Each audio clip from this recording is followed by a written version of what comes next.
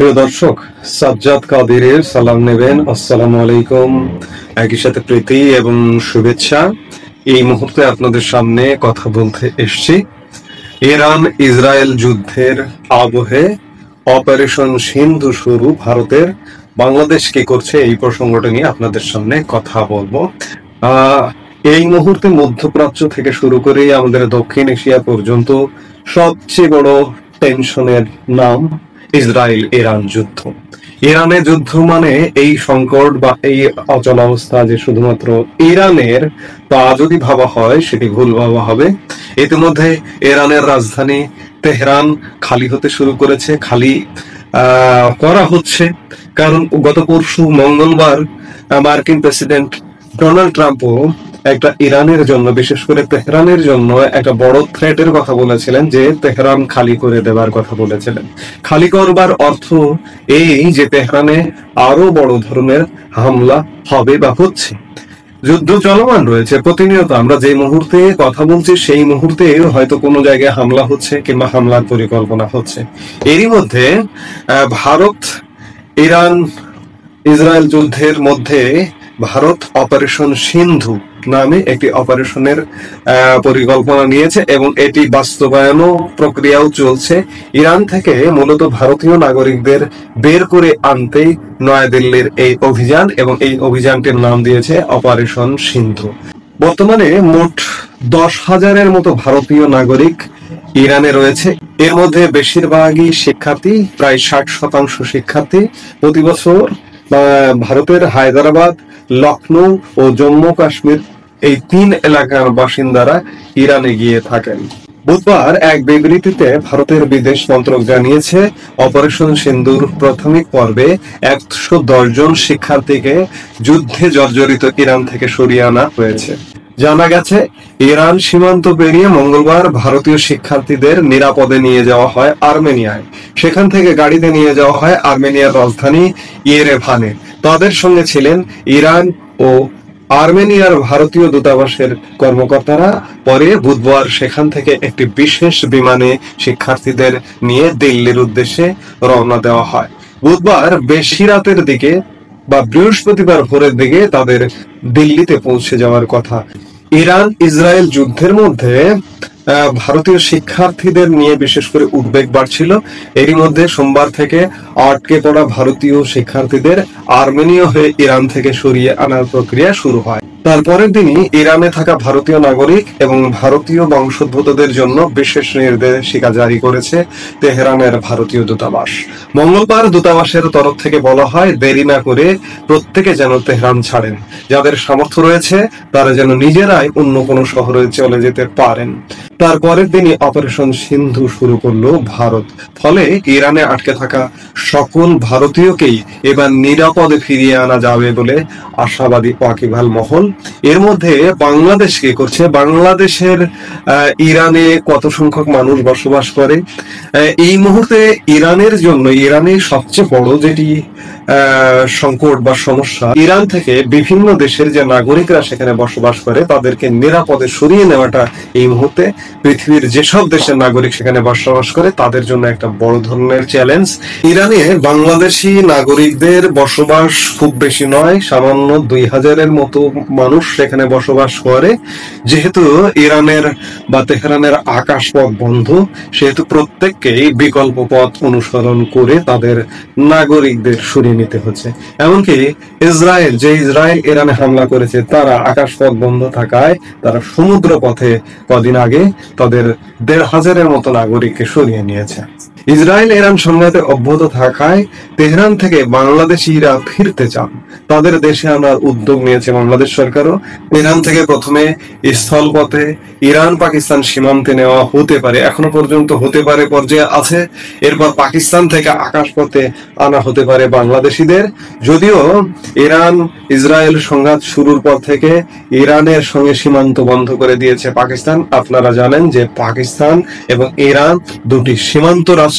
পাকিস্তান ইরানের সীমান্ত দৈর্ঘ্যের পরিমাণ প্রায় 900 কিলোমিটার। বাংলাদেশ থেকে ইরানের অবস্থানটা কেমন? বাংলাদেশের পশ্চিমে ভারত, ভারতের পরেই পাকিস্তান, পাকিস্তানের পরেই মূলত বালুচ যে প্রদেশ আছে বালুচিস্তান, এই বালুচিস্তান ঘেরা হচ্ছে ইরান। বাংলাদেশ সরকারের তরফে ইরানের রাজধানী তেহরানে অবস্থিত প্রায় 400 বাংলাদেশি নিরাপত্তা নিয়ে উদ্বেগ প্রকাশ করেছেন। 2000-এর মধ্যে টোটাল বাংলাদেশি 2000-এর মধ্যে 400-র মতো তেহরানে বসবাস করে। এছাড়া বাকি 1600-1700 বিভিন্ন এলাকায় বসবাস করে। এদের মধ্যে 100 বাংলাদেশি দূতাবাসের সাথে যোগাযোগ করেছেন। শুধু তাই নয়, বাংলাদেশ দূতাবাসী সেখানে হুমকির মুখে। কারণটা হচ্ছে যে তেহরান বিশ্ববিদ্যালয়ে পরমাণু গবেষণা কেন্দ্রের পাশেই বাংলাদেশ দূতাবাসের অবস্থান। কারণ ইসরায়েলের টার্গেটেড জায়গা হচ্ছে যেখানে পরমাণু গবেষণা কেন্দ্র আছে সেখানে হামলা করা। গতকাল বুধবার বাংলাদেশের পররাষ্ট্র মন্ত্রণালয়ের একাধিক কর্মকর্তা জানিয়েছেন, বাংলাদেশ দূতাবাসের সঙ্গে যে 100 বাংলাদেশি যোগাযোগ করেছিলেন তারা এরই মধ্যে তেহরান থেকে বেশ কিছুটা দূরে সরে গেছেন। এদের সংখ্যা 50 জনের বেশি। এছাড়া ইরানে বাংলাদেশ দূতাবাসের কূটনীতিক সহ দূতাবাসের 40 জনও নিরাপদ স্থানে সরে গেছেন। অর্থাৎ বাংলাদেশের যে দূতাবাসটি, সেই দূতাবাসে অবস্থান করতে পারছে না কূটনীতিকরা, তারা নিরাপদে একটা ভিন্ন জায়গায় সরে গেছে। ইরানে বাংলাদেশের লোকজনের সর্বশেষ পরিস্থিতি বিষয়ে জানতে চাইলে পররাষ্ট্র মন্ত্রণালয়ের সচিব মোহাম্মদ নজরুল ইসলাম জানান, এরই মধ্যে যেসব বাংলাদেশি দূতাবাসের সাথে যোগাযোগ করেছেন তাদের অন্তত 50 জন তেহরান থেকে বেশ কিছু দূরে নিরাপদ স্থানে সরে গেছেন। তাদের সবার আবাসনের ব্যবস্থা করা এই মুহূর্তে কিছুটা দুরূহ, তবে দূতাবাস তাদের প্রয়োজন অনুযায়ী আর্থিক সহায়তা দেবে। ইরানের ওপর নিষেধাজ্ঞার পাশাপাশি চলমান সংঘাতের কারণে সে দেশে টাকা পাঠানোর জটিলতার বিষয়ে জানতে চাইলে তিনি জানান, এই মুহূর্তে ইরানের সীমান্তবর্তী কোন দেশ থেকে বাংলাদেশ দূতাবাসে টাকা পাঠানোর ব্যবস্থা করা হয়েছে। এই মুহূর্তে তেহরানে যে 400 বাংলাদেশি আছেন তাদের মধ্যে অর্ধেক দেশে ফিরতে পারেন বলে বাংলাদেশ দূতাবাস কর্মকর্তারা জানিয়েছেন। সেক্ষেত্রে 200 বাংলাদেশিকে দেশে ফেরানোর পরিকল্পনা করছে সরকার। এদিকে তেহরানের একটি কূটনৈতিক সূত্র জানিয়েছে, ইরানের রাজধানী মোটামুটি খালি হতে শুরু করেছে।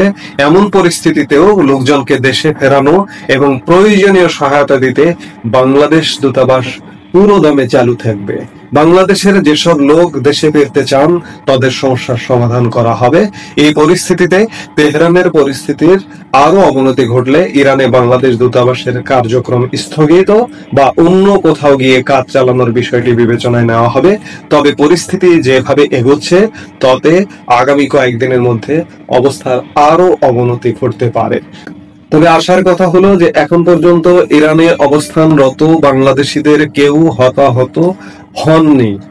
যেটি হোক, ইরান এক বড় ধরনের সংকট, সেখানে নাগরিকদের, বিভিন্ন দেশের নাগরিকদের বড় ধরনের সংকট, আরো নানা সংকট বয়ে আনবে। আমি গতকালকের ভিডিওতে আলাপ করেছি। এখন সবচেয়ে বড় যেটি উদ্বেগের বিষয় যে বাংলাদেশি নাগরিক ইরানে যারা আছে তারা যেন নিরাপদে দেশে ফিরে আসতে পারে, এটাই প্রত্যাশা। তবে বাংলাদেশ যে কাজটি করেছে যে পাকিস্তান হয়ে সড়ক পথে পাকিস্তানে এসে তারপরে বিমানে করে বাংলাদেশের উদ্দেশ্যে রওনা হবে, কিন্তু অত্যন্ত উদ্বেগের বিষয় যে এই ফেরানোটা কতটুকু কার্যকর হবে। কারণ ইরান পাকিস্তান যে সীমান্ত বর্ডার, সেই সীমান্ত গুলো বন্ধ করে দেওয়া হয়েছে, বর্ডার গেট গুলো বন্ধ করে দেওয়া হয়েছে যাতে ইরানেরা পাকিস্তানে এসে প্রবেশ করতে না পারে, আশ্রয় নিতে না পারে শরণার্থী হিসেবে। এই জন্য বর্ডার একবারে সিল করে দেওয়া হয়েছে। এই সিল অবস্থায় বাংলাদেশিদের ফেরানোটা কতটা কার্যকর হবে এই প্রশ্নটা কিন্তু থেকেই যায়। আসসালামু আলাইকুম রহমতুল্লাহি ওয়া বারাকাতুহু। সম্মানিত দর্শক, ইরান এবং ইসরায়েলের মধ্যে যে যুদ্ধ, এটি সর্বাত্মক রূপ লাভ করেছে। এখানে ইসরায়েল সরাসরি যুদ্ধে জড়িয়ে পড়েছে এবং এখন পর্যন্ত এটি আকাশ যুদ্ধে সীমাবদ্ধ আছে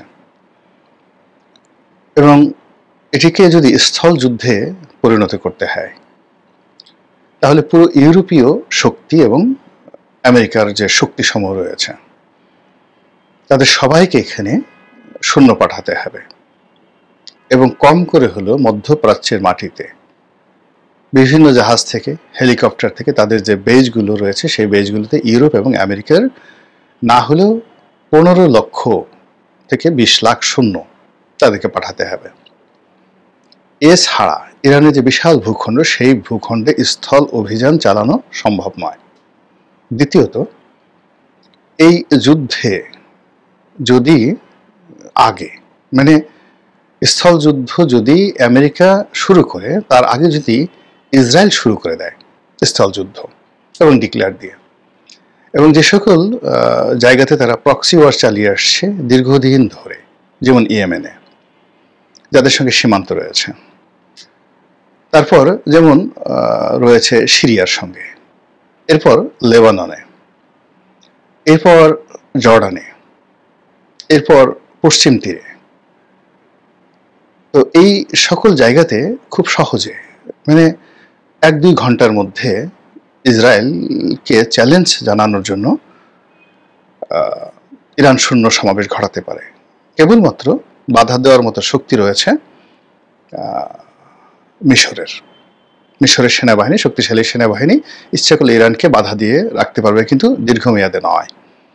এর কারণ হলো জনগণ, মিশরের যে জনগণ, তারা এই বর্তমান যে আমেরিকান ব্যাকড গভর্নমেন্ট, সেই গভর্নমেন্টের বিরুদ্ধে গিয়ে ইরানের পক্ষে অবস্থান নেবে, যদিও সেখানে সুন্নি মুসলমানের সংখ্যা খুব বেশি। আমরা জানি যে আধুনিক প্রযুক্তি, অর্থ এবং বিত্তে এই মুহূর্তে ইসরায়েলের সমকক্ষ কোনো রাষ্ট্র পৃথিবীতে নেই, এবং পৃথিবীর যত ধনী এবং বন্ধু রাষ্ট্র রয়েছে সবই বলতে গেলে তাদের মিত্র। পশ্চিমা এবং আমাদের এশিয়াতে জাপান বলেন, ভারত বলেন, সবই তাদের মিত্র। আর অন্যদিকে যদি আপনি সংখ্যাধিক্য ধরেন, সেই সংখ্যাধিক্যের রিপ্রেজেন্টেশন ইরানের বেশি। এখন পৃথিবীর 200 কোটি মুসলমান হাজারি করতে পারে, কাঁদতে পারে, কিন্তু যুদ্ধের ময়দানে তো আসলে অস্ত্র লাগবে, শক্তি লাগবে। এবং আপনাদের মনে আছে যে প্রথম মহাযুদ্ধে যখন উসমানীয় খেলাফত যুদ্ধ করছিল, তখন মিত্র শক্তির নিকট তারা যেভাবে পরাজিত হয়েছিল খুব নির্মমভাবে, এবং পুরো মধ্যপ্রাচ্য, এই আজকের যে ইসরায়েল সহ পুরো মধ্যপ্রাচ্য তখন উসমানীয় খেলাফতের অধীন ছিল। মধ্যপ্রাচ্য থেকে উসমানীয় খেলাফতকে তাড়িয়ে দেওয়া, তার জন্য ব্রিটিশ সরকার, ফ্রান্স সরকার এবং আমেরিকান সরকার দীর্ঘদিন ধরে কাজ করেছে, এবং ব্রিটিশরা না হলে 50 বছর ধরে সেখানে তাদের যে গোয়েন্দা তৎপরতা চালিয়েছে তার উপরে একটা সিনেমা তৈরি হয়েছে, দ্য লরেন্স অফ অ্যারাবিয়া, এবং এটা লম্বা ইতিহাস। সেখানে ইবনে সৌদ পরিবারকে প্রতিষ্ঠা করা, এখন যারা সৌদি আরবের বাদশা, তাদেরকে প্রতিষ্ঠা করা, এবং এই ইবনে সৌদ পরিবার তারা ক্ষমতাচ্যুত হয়ে কুয়েতে নির্বাসিত ছিল, এবং সেখান থেকে তাদেরকে এনে রিয়াদে প্রথমে প্রতিষ্ঠিত করা, এবং রিয়াদের পার্শ্ববর্তী যে এলাকা হাইল, এখানে আরেকটি পরিবার রাজত্ব করত, আব্দুর রশিদ পরিবার, আব্দুর রশিদ দস্তাম। তো সেই পরিবারের সাথে যখন বর্তমান সৌদি আরবের যে প্রতিষ্ঠাতা কিং আব্দুল আজিজ, তাদের যুদ্ধ হলো, সেই যুদ্ধে সরাসরি ব্রিটিশরা তাকে সহযোগিতা করে পুরো কিংডম অফ সৌদি আরবিয়া প্রতিষ্ঠা করতে সহযোগিতা করলো। এই গেল একটা। দ্বিতীয় আরেকটি কাজ করা হয়েছিল প্রথম মহাযুদ্ধের সময়টিতে, সেটি হলো উসমানীয় খেলাফতের অধীন নজদ অর্থাৎ মক্কা এবং মদিনা, এই অঞ্চলটি তারা নিজেদের দখলে রেখেছিল, মানে উসমানীয় খেলাফত, এবং সেখানে তাদের গভর্নর ছিল শরীফ হুসাইন। এখন যে জর্ডানের বাদশা রয়েছে আবদুল্লাহ, উনার পূর্বপুরুষ। তো সেই শরীফ হুসাইনকে তারা এজেন্ট নিয়োগ করে মক্কা, মদিনা এবং এই পুরো অঞ্চল ব্রিটিশ বাহিনীর জন্য উন্মুক্ত করে দেওয়া হয়। এরপর তাকে বলা হয় যে ঠিক আছে, যদি সেই যুদ্ধে ব্রিটিশরা জয়লাভ করে তাহলে শরীফ হুসাইনের ছেলেকে, একজনকে সিরিয়ার বাদশা বানানো হবে, আর একজনকে ইরাকের বাদশা বানানো হবে। তো সেই জিনিসগুলো তারা আর রক্ষা করেনি। পরবর্তীতে যখন এই যুদ্ধের পরে শরীফ হুসাইনকে বিশ্বাসঘাতক আখ্যা দিয়ে এই জেরুজালেমের মসজিদে তিনি যখন নামাজ পড়ছিলেন, তখন এই প্যালেস্টাইনিরা তাকে মেরে ফেলে। এনিওয়ে, তো তখন থেকে আসলে প্রথম মহাযুদ্ধের পর থেকে পুরো পরিস্থিতি এমন জটিল আকার ধারণ করে, আর দ্বিতীয় বিশ্বযুদ্ধের পরে তো এটা অ্যাবসলিউটলি যাকে বলা ব্রিটিশ আমেরিকানদের দখলে চলে যায়। ফ্রান্স এখানে একটা গুরুত্বপূর্ণ ভূমিকা রেখেছিল, কিন্তু ফ্রান্স এখানে তাদের স্বার্থ, নগদ টাকায় বিক্রি করে যায় ব্রিটিশদের কাছে, আবার ব্রিটিশরা তাদের যে স্বার্থ নগদ টাকায় বিক্রি করে দেয় আমেরিকানদের কাছে। ফলে দ্বিতীয় বিশ্বযুদ্ধের পরে পুরো রেজিয়নট আসলে আমেরিকার কথা মতো চলতে থাকে। তো সেইভাবে আজকের এই অবস্থায় এসেছে। কিন্তু এখানকার ইতিহাস তো কেবল 1950 থেকে আজ অবধি এই 75 বছরের নয়। এখানে যদি আপনি 7500 বছরের ইতিহাস খুঁজেন, জেরুজালেম কেন্দ্রিক, একেবারে লিখিত পাবেন, গল্প আকারে পাবেন, ধর্মীয় পুস্তকে পাবেন, ওল্ড টেস্টামেন্টে পাবেন, নিউ টেস্টামেন্টে পাবেন, কোরআনে পাবেন, আরও অনেক রোমান সাহিত্যে পাবেন, রোমান ইতিহাসে পাবেন, সব জায়গাতে ইতিহাসগুলো পাবেন। এবং সেই ইতিহাসের একটা বিরাট পার্ট এখানে দুটো জাতি, একটা হলো এই বনি ইসরায়েল জাতি, মানে এখন যারা ইহুদি রয়েছে তারা, আরেকটা হলো সেমেটিক এবং পার্সিয়ান, সেমেটিক সভ্যতা এবং পার্সিয়ান সভ্যতা। তো এই সেমেটিক এবং পার্সিয়ান সভ্যতার মধ্যে গত 7500 বছরের যে ইতিহাস, সেখানে পুরো সিরিয়া, ইরাক, ইরান এই অঞ্চলে যে সভ্যতা গড়ে উঠেছিল, তো সেই সভ্যতার যে ধারক এবং বাহক যারা রাজা হয়েছিলেন, যেমন সাইরাস দ্য গ্রেট, দারায়ুস the great, Sargon the great, তারা হাজার হাজার বছর তাদের বংশধররা এই পৃথিবী শাসন করেছে। তখন তো আমেরিকা আবিষ্কৃত হয়নি। ইউরোপের যে অংশটুকু তাদের দখলে রাখার দরকার ছিল, প্রায় পুরো অংশটাই তারা দখলে রেখেছে, সেই যে আলেকজান্ডারেরও জন্মের অনেক আগের থেকে। ফলে রক্তের মধ্যে এই জাতিটি বারবার তারা বিজয়ী হয়েছে, পৃথিবী শাসন করেছে, এবং তাদের মধ্যে একটা রাজা হওয়ার মতো যাকে বলা হয় বংশধারা বা রক্তধারা রয়েছে। এটাকে ইংরেজিতে বলা হয় জেনেটিক ইঞ্জিনিয়ারিং। হাড্ডি মাংস থেকে শুরু করে সবকিছুই রাজার সৃষ্টি। অন্যদিকে ইহুদি যে জাতি, এই জাতিটাও বহু বছর শাসন করেছে, কিন্তু তাদের রাজত্ব এবং শাসন তারা এই জেরুজালেম কেন্দ্রিক, এবং বড়জোর তারা বেশ কয়েকবার তারা ব্যাবিলন নগরী দখল করেছে। আবার ব্যাবিলনের রাজা বারবার এসে এই জাতিটিকে একেবারে শেষ করে দিয়েছে। যেটা কোরআনে যেটা এসেছে যে এই জাতির যারা লোকজন আছে তাদের প্রজ্ঞা, জ্ঞান, মেধা, যোগ্যতা, ধন অর্জনের ক্ষমতা, জ্ঞান অর্জনের ক্ষমতা পৃথিবীর সব জাতিগোষ্ঠীর চাইতে বেশি, এটা কোরআন স্বীকার করেছে। কিন্তু তাদের অস্থিরতা, তাদের অবাধ্যতা, তাদের অকৃতজ্ঞতা এবং তাদের অহংকার, এ সকলের কারণে আল্লাহর যে গজব বারবার তাদেরকে ঘেরাও করেছে, এবং এটা একটা অভিশপ্ত জাতি হিসেবে কিয়ামত পর্যন্ত এরা বারবার শুধু নিশ্চিহ্ন হতে থাকবে। প্রাচীন ইতিহাস, মধ্যযুগের ইতিহাস, এমনকি ঊনবিংশ অষ্টাদশ শতাব্দীর ইতিহাস, এমনকি দ্বিতীয় বিশ্বযুদ্ধের ইতিহাস, যে হলোকাস্ট হয়েছে, গণহত্যা হয়েছে হিটলারের জমানাতে, এসব তো ইহুদিদেরকে কেন্দ্র করে। আবার তারা ধীরে ধীরে যে শক্তি সঞ্চয় করেছে এখন একটা জায়গাতে চলে এসেছে। যদি আপনি ইহুদিদের ইতিহাস ধরেন, সেখানে দাজ্জাল আসবে, সে সারা পৃথিবী ইহুদিরা নিয়ন্ত্রণ করবে। তো সেই দিক থেকে আপনি যদি গত 3টি দশক ধরেন, আসলে পৃথিবী তারাই নিয়ন্ত্রণ করছে। আবার এই যুদ্ধে যদি ইরান পরাজিত হয়, তাহলে তারা সমস্ত মধ্যপ্রাচ্য, সেখানে তাদের যে দাজ্জালীয় শাসন, এটা তারা কায়েম করে ফেলবে। এই হলো এক। আবার অন্যদিকে যদি কোরআন এবং হাদিসকে আমরা বিশ্বাস করি, তাহলে দাজ্জালের যে পরাজয়, সেই পরাজয়টা হবে ইমাম মাহাদির মাধ্যমে।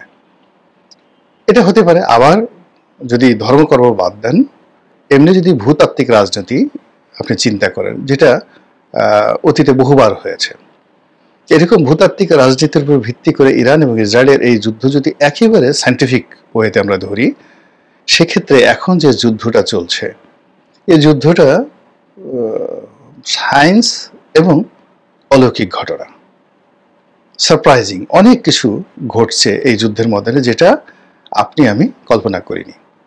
ইরান তাদের ক্ষেপণাস্ত্র রয়েছে, এটাকে বলা হয় ব্যালিস্টিক মিসাইল। এখন 2500 কিলোমিটার দূর থেকে সেই অন্তত 7টি স্তর, 7 স্টেজ আকাশ প্রতিরক্ষা বহু ভেদ করে ইরানের যে ব্যালিস্টিক মিসাইলগুলো যেভাবে ইসরায়েলে আঘাত হানছে, এটা সারা বিশ্বকে তাক লাগিয়ে দিয়েছে। যারা মুসলমান তারা আনন্দে লাফাচ্ছে, আর যারা ইরান বিরোধী তাদের অন্তরাত্মা কেঁপে উঠছে। এবং যে ক্ষেপণাস্ত্রগুলো ইসরায়েল আঘাত এনেছে, এবং ইসরায়েল আঘাত হানতে গিয়ে তাদেরকে 7টি স্তর আকাশ প্রতিরক্ষা, অর্থাৎ ইসরায়েলের আয়রন ডোম যেভাবে রয়েছে, এভাবে আশেপাশে যে দেশগুলো রয়েছে এবং আশেপাশে যে সকল সমুদ্রে ইরানকে ঘিরে বিভিন্ন নেভাল ফোর্স রয়েছে আমেরিকা এবং ইউরোপের, তো সেই নেভাল ফোর্স তারাও কিন্তু আকাশ প্রতিরক্ষা ব্যবস্থা গড়ে তুলেছে। এইভাবে যারা বিশেষজ্ঞ তারা মোটামুটি ধারণা করেছে যে মিসাইলগুলো ওখান থেকে এসে এরকম 7টি স্তর, সেই স্তর থেকে আক্রমণ হয়। এই আক্রমণকে প্রতিহত করে এবং সে আকাশ প্রতিরক্ষা ব্যবস্থাকে ধ্বংস করে চ্যালেঞ্জ জানিয়ে ফাঁকি দিয়ে তারা সরাসরি এখন ইসরায়েল আক্রমণ চালাচ্ছে। এবং এই আক্রমণ যদি আগামী 15 দিন চলতে থাকে তাহলে এই আকাশ প্রতিরক্ষা ব্যবস্থা বলতে গেলে সম্পূর্ণভাবে ভেঙে পড়বে, এবং রাতারাতি এই প্রতিরক্ষা ব্যবস্থা আবার নতুন করে গড়ার জন্য তাদেরকে 7-8 বছর সময় লাগবে। ফলে ইরান যে যুদ্ধটা চালাচ্ছে, এই যুদ্ধটা যদি মোটামুটি 15 দিন সে চালাতে পারে তাহলে তেল আবিব, হাইফা, তারপরে শেষে অন্যান্য যে সকল তাদের শহর রয়েছে, গুরুত্বপূর্ণ শহর রয়েছে, সেই শহরগুলোর অবস্থা গাজা দ্বীপের মতো করে দেওয়া ইরানের জন্য কোনো সমস্যাই হবে না। তাকে শুধুমাত্র এই এখন যে কাজগুলো চলছে সেই কাজগুলো তাকে চালাতে হবে।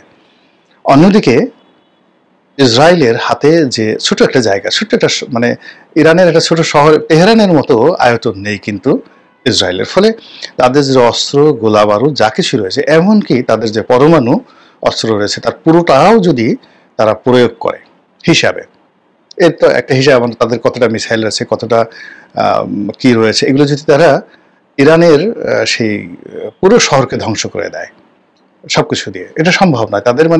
তাদের যত অস্ত্র রয়েছে পুরো অস্ত্র দিয়ে যদি তারা আমেরিকার সহযোগিতা না পায়, বিদেশের অস্ত্র যদি তারা চেইন অফ কমান্ডে বা চেইন অফ লাইনে যদি সেগুলো রেসপন্ড না করে, তাহলে কেবলমাত্র ইসরায়েলের হাতে যে অস্ত্র রয়েছে সেই অস্ত্র দিয়ে তারা আরো 1 সপ্তাহ, এখন যে হারে তারা আক্রমণ চালাচ্ছে, 1 সপ্তাহ তারা আক্রমণ কিন্তু চালাতে পারবে না।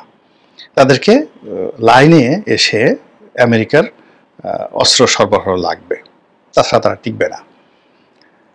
দ্বিতীয়ত, এটাকে যদি নৌযুদ্ধে রূপান্তর করা হয়, তাদের ওখানে কতগুলো গুরুত্বপূর্ণ পয়েন্ট রয়েছে, যেমন শাতিল আরব, হরমুজ প্রণালী, সুয়েজ ক্যানাল, এই জায়গাগুলো অ্যাবসলিউটলি ইরান যেখানে হরমুজ প্রণালীর উপর তার 100% নিয়ন্ত্রণ সে প্রতিষ্ঠা করতে পারে, এবং সে যদি সুয়েজ খালের উপর নিয়ন্ত্রণ প্রতিষ্ঠা করতে চায় সেটাও তার পক্ষে সম্ভব।